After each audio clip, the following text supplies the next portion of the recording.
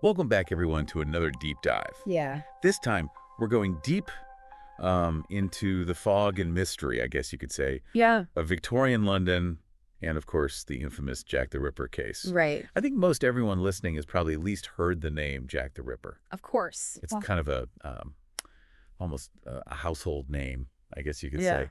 But we're going beyond the surface today. Excellent. Our main source material is the Wikipedia article Right. on Jack the Ripper. Yeah. And we want to really dissect the facts and the myths, Yeah. maybe even the legacy of this still unknown killer. Yeah, it's really fascinating.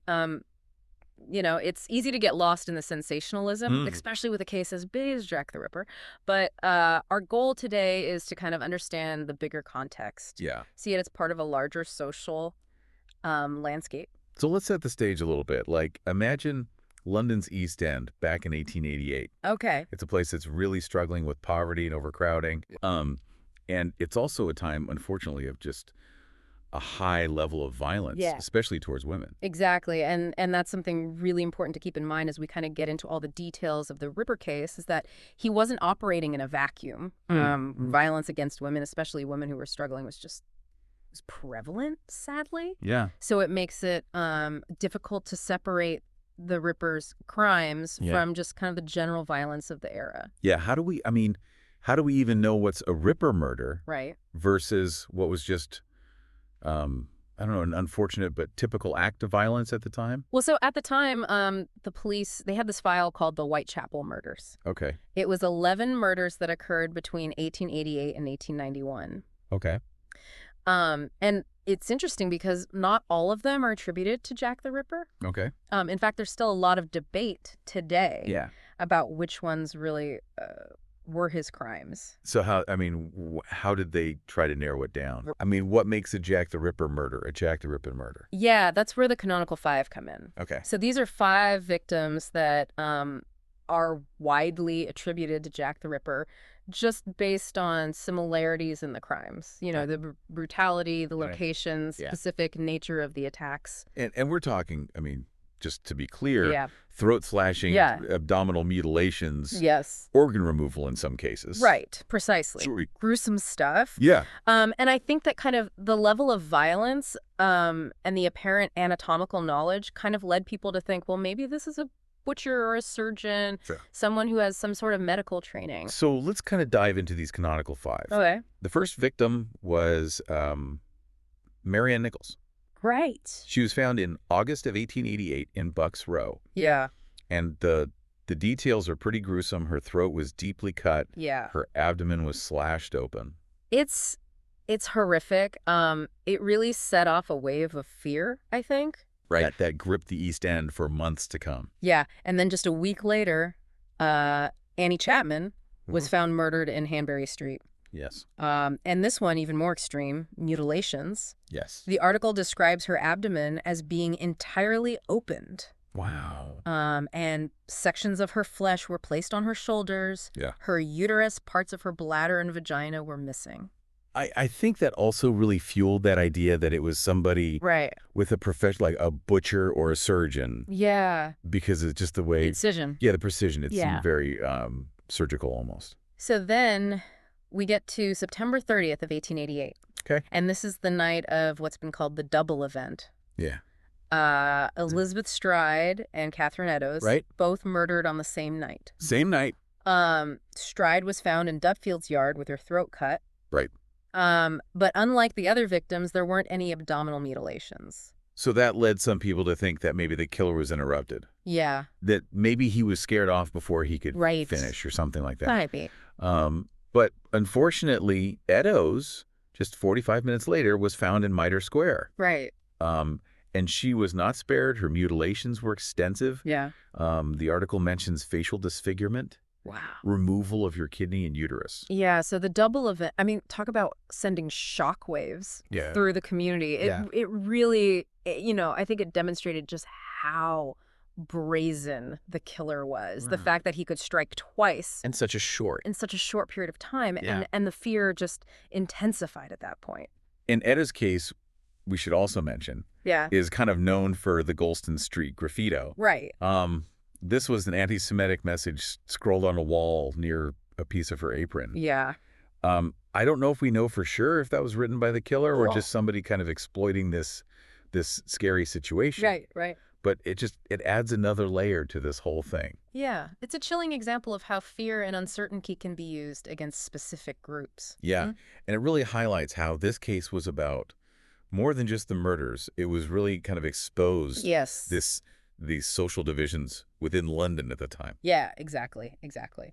And then, of course, the last of the canonical five, Mary Jane Kelly, Yeah. considered, at least that we know of, the Ripper's final victim, Right. found November 9th in her room in Miller's Court. Yeah, and this one was just exceptionally brutal. Yeah. You know, just the level of mutilation was so much more extensive. Yeah. And it had almost like a ritualistic quality. The article mentions, I mean, parts of her face were removed. Yeah. Her breasts were mutilated. It's difficult to even comprehend the level of violence that was inflicted. So, I mean, that's 5 victims. Yeah. All women, all brutally murdered within just a few months. And the police are under immense pressure. Of course. To catch this guy. And it's just this monumental task. Especially because we have to remember this is the late 1800s. Right. Forensic science is, I mean, it's practically non-existent at this point. It's in its infancy. Yeah.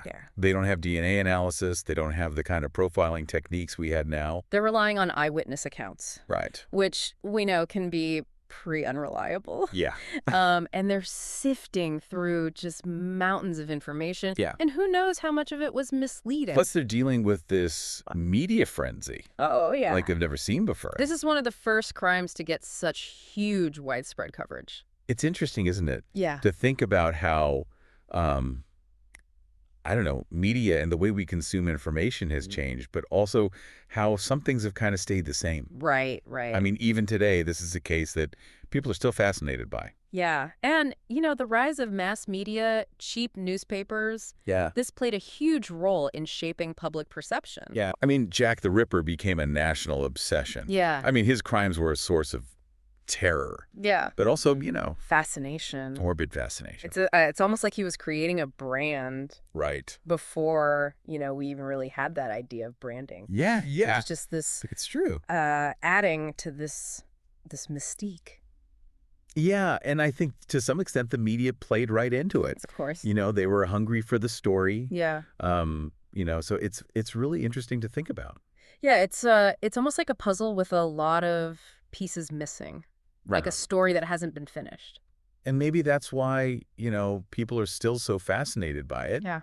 There's no definitive answer. Yeah. The mystery is still there. Right.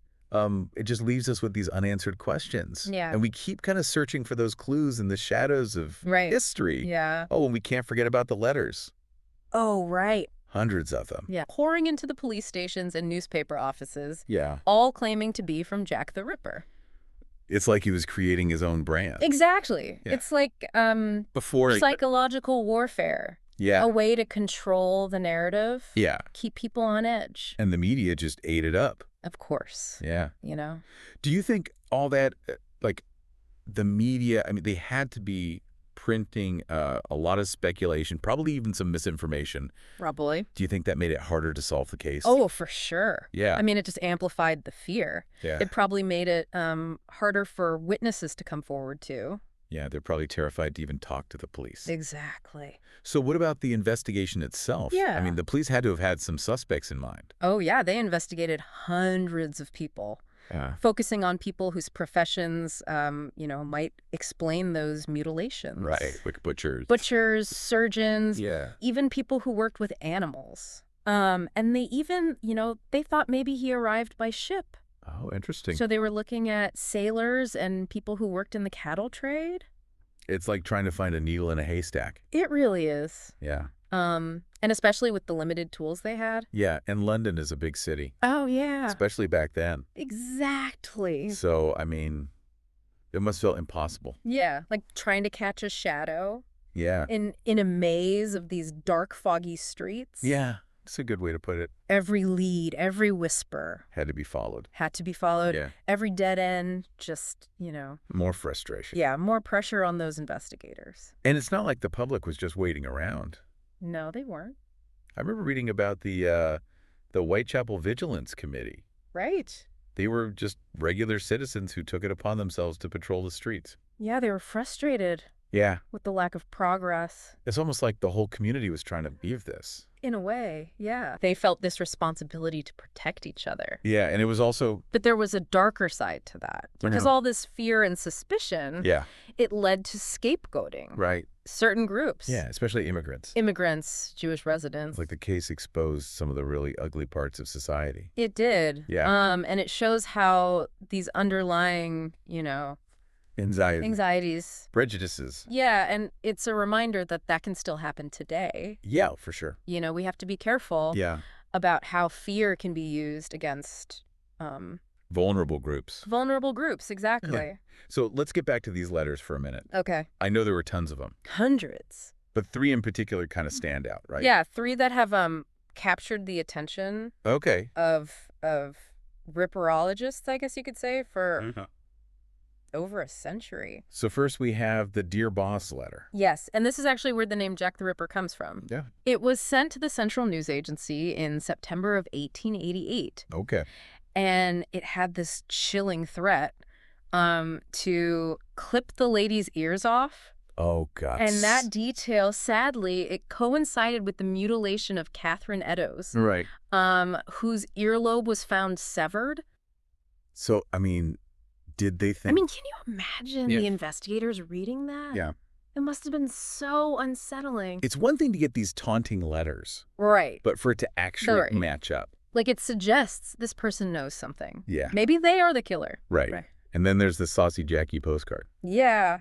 And that was sent after the double event. Right. And it was boastful, crude language mocking the police, hinting at more violence. It's like he was playing a game with them. It's not a cat and mouse game. Yeah. Yeah. And who knows if it was really him or just someone, trying to get attention. Right. We'll never know. And then the From Hell letter. Yeah, this one's, it's really gruesome. Yeah. Sent to George Lusk. He was the chairman of that Whitechapel Vigilance Committee. Okay. And it came with this small box that had half a human kidney. Ugh.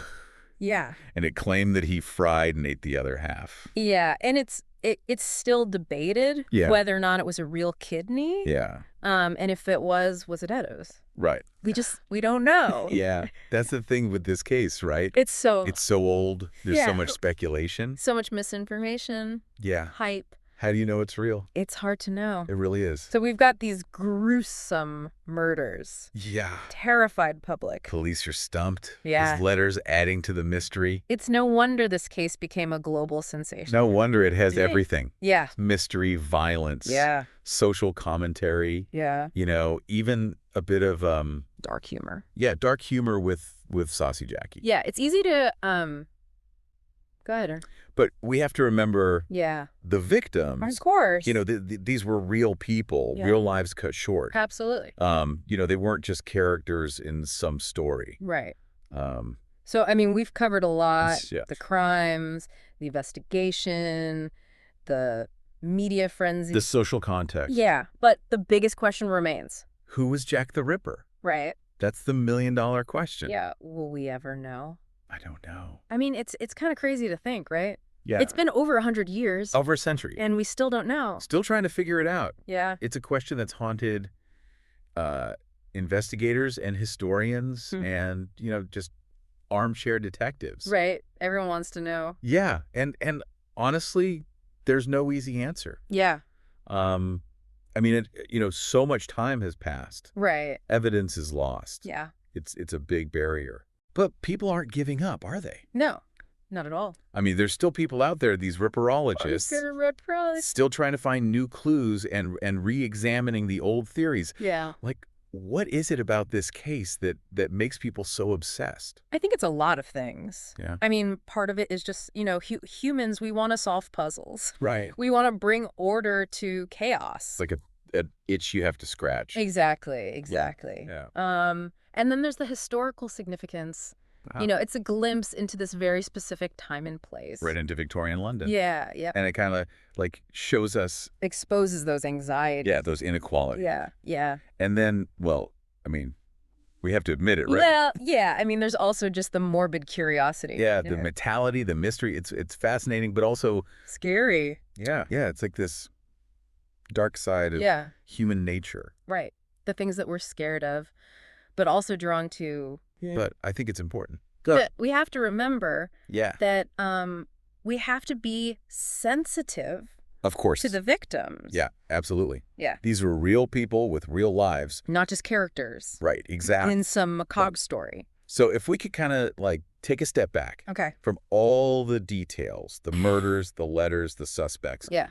What are the bigger lessons here? I think it's a cautionary tale Okay. about fear Yeah. and how it can be manipulated. Right, to divide people. Divide people, target groups. Yeah. It also, I think, shows us how important critical thinking is. Yeah, especially when you're dealing with, the media. Yeah. The media, all these Speculation. unsubstantiated claims. Yeah. We got to be careful About what that. we believe. Yeah, because, even today, Right. with all our technology, all the information we have at our fingertips, Right. we still have to be careful about what we're doing. Freaking consuming. And who's saying it. Yeah. And it makes you wonder, right? Yeah. Like, if Jack the Ripper was around today, With all our technology, yeah, like, would they have caught him? I think they would have Afraid. DNA evidence profiling. Yeah, he wouldn't have been a ghost for very long. Probably not.